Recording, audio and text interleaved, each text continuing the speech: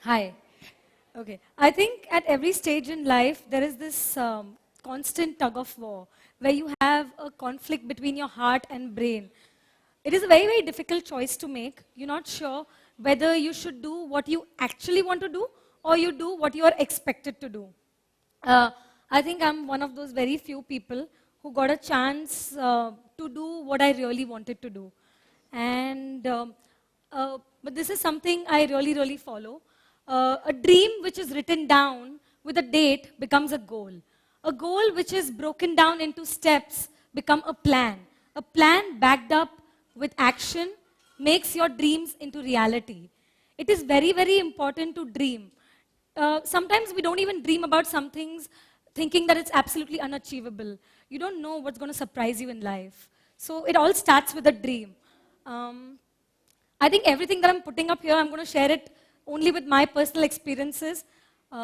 So I was in class 12. It's the time which is the most crucial year of your life. You're expected to make career choices, and I was at the same crossroad. And absolutely dazzled, didn't know what I wanted to do. A lot of peer pressure, a lot of parental pressure, so many things happening around you. I was a good student academically, so everyone expects you take science, be an engineer, doctor, very, very cliche, right? So I once saw this image in a newspaper where I saw this entire basket full of green apples, and there was just one red apple. I think this image stayed with me for life. I think it's going to always be there. There are two options. Either you follow the herd, or you create your own path. I wanted to do something which could actually blend my creativity along with science. I loved science. Along with science and my passion for food. It was a very, very difficult choice. I mean, it's not something easy to be so specific that I want to be creative, I want to pursue science, and I want to, I mean, you can't have everything, right? I found out, I got this career guide. There was this thing called as food technology. Now, it made absolute sense to me. It was an engineering where you could actually specialize into foods. It was S.N.D.T. University. Now, that's one chapter. Now, you've already got into graduation. Now, there's another thing. At that point, when you graduate into a major, or you graduate into a degree, there are so many things that you can do. Either you get into R&D, or you get into quality control, or you get into nutrition, or you get into something or the other. And I was hell-bent from day one. I want to get into R&D and nothing else. I stuck to it. There was only one organization which responded. That too was a very, very new organization. I was like, I want to get into R&D and I'm getting an opportunity. I don't care what I have to do. I have to do it. Now, whenever you're picking a major or a specialization which is very specific, I think there are 7 questions you have to really, really ask yourself, because this is going to be the deciding phase of your life. Once you get into something, there is nothing like walking back. You can walk back. I won't say you can't walk back, but I think it's nice to be a little clear what you want to do. First thing is, am I choosing this because someone else wants me to do this? This is a very important question. Just because your friends are doing something, that doesn't mean you have to do it. Am I choosing this because I don't know what I want to do? Sometimes it happens, specifically with engineering, that because everybody has been talking about computer engineering, you feel, I don't know what to do. Everyone is doing this. Let me also just do something. Then, do I realistically understand what it takes to do this? Now, when I thought that I wanted to get into R&D, I absolutely knew the kind of efforts I have to put in. I had to be like 150% there, at every point prove myself. If I went for my internship, make sure I work hard, make sure that they realize they did not make, a mistake taking me, or it was a wrong decision. So you have to realistically understand what are the kind of efforts you'll have to put into it. Then, what kind of jobs will I get if I take this? See, what happens is when you're in college, it's very important to understand what is your real life job going to be. Education is very different from working. So once you know what are the prospects, it clarifies what you want to do. Then, am I willing to do a postgraduate studies in this field? Even if you don't want to do post-graduation, it's nicer to just think, will I be willing to do it at this point, if the need be? Then are there jobs that help, to support the kind of lifestyle I want? This is also very important because we all have dreams. We all have this set thing in our mind that we want our life to be a certain way, the salary, everything. I think it's nicer to just visualize things better. Then the most important thing, does this topic bring me joy? Nothing can be traded for joy. If you enjoy what you're doing, you won't have to work for a day. Every day will be just wonderful. So I think this is the most important question that you should ask yourself. Whatever I'm doing or whatever I'm studying, and if I pursue my career into this, is this what is going to give me that joy?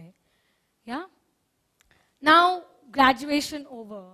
Now what? Again, that's the step, you're on a crossroad where you're deciding either you take up a campus placement or you apply for a job somewhere else. If you're not happy with your campus placements, what do you do? Now, picking the right kind of a job is very, very important again because statistics show that most people are not actually satisfied with their jobs. They have some or the other complaints, either complaints with their bosses, not happy with the salary, it's not satisfying, it's monotonous, something or the other, you're just not satisfied. So I was like, I have to pick a job where I will be like 100% satisfied. Every day after work, I should be happy coming back home, and I should be looking forward to going to office the next day. So it was very tough as a fresher to get a job into R&D. No companies want to hire freshers. So I started applying jobs online, literally naukri.com, and nobody was replying back as usual. So what I did was I made up my mind, I will either pick R&D, a job in R&D. I will not compromise on quality control or production or any other thing. I will only stick, if I get a job in R&D, I will take it. Otherwise, I will do my MBA. It's a general thing. If you're not happy with your graduation, just do an MBA. It's going to cover it all up. It's the general norm that has been happening nowadays. So I started preparing for my CAT and stuff. One fine day, I got a call from Bangalore saying there was a vacancy in R&D. Again, not a very big company, but it was in R&D. So the gentleman on the phone asked me if I could just come down to Bangalore. I went to Bangalore. I got the job. I was very happy. The person who interviewed me was an old man, very, very learned. His entire profile sounded very exciting to me. I thought, if I get to be his understudy, nothing like it. Over time, I think, because I was the only one in the entire R&D department, it was literally him giving me work, me doing it. So I got a nice exposure. That gentleman, he moved to Dabur as the R&D head. When he went there, he called me one day and said, there's a vacancy here, would you like to join? And at that point, Dabur was on like my wish list. It's one of the top FMCGs. It was, that time it was number 4. And in food, I think it was number 2. Number 3 actually. In food actually number 2. There was Unilever above it and then Dabur, because ITC did not have a major chunk in food. So I was like, this is the place to be, and I got the job. Again, now the thing was, I had to move from Bombay to Bangalore. Bangalore was okay. Now moving to Delhi. Forget Delhi, I had to move to Ghaziabad. My office was in Ghaziabad. Now, my parents were freaking out. Thanks to crime patrol journalists, Ghaziabad was freaking my parents out. They were like, how is my daughter going to survive in Ghaziabad? I was 21 at that age, at that time. And my parents were like, no, there's so much crime. Ghaziabad was known as the crime capital of India. And so my mom came to drop me. And we were not able to find a good house. So finally, I found a hostel. I was like, it's okay. It was right opposite my office. And I was like, I just have to walk, across the street. So I took up that job, worked, traveled, got to travel to places I would have never imagined traveling to, remote factories. It was fun. There was a point when I felt, oh, now this is getting monotonous. Now what happens is when you're in a very big company, FMCG typically, what happens is you're so dependent on your vendors. It's a B2C business. So most of the times you're contacting vendors and other people to do your work. So I was like, I'm getting bored now. I need to do something else. This is not what I want to do for the rest of my life. So once there was this vendor who just came to our office and they were a flavor house. And So I was very fascinated by flavors. I would like using them. But when we are actually formulating a product, so I was in product development. I was doing core developmental work. Okay, so when we are developing a product, flavor was literally 0.02%. It didn't matter as an FMCG. I didn't care which flavor house I bought the flavor from. As long as it was nice and decent, that's all that mattered. It had to be stable. So this person, he said, we have a role which was in sweet goods, pharma, and oral care. So I was like, I've neither worked in sweet goods, which is baked goods and confectionery, neither pharma nor oral care. He said, don't worry, you will get trained. He's like, your mind is like a sponge. I think you can absorb most things. So it was a very, very big company, International Flavours and Fragrances. It's a New York Stock Exchange listed company. So I took up the job as a challenge because I did not know even a bit about sweet goods and pharma or oral care.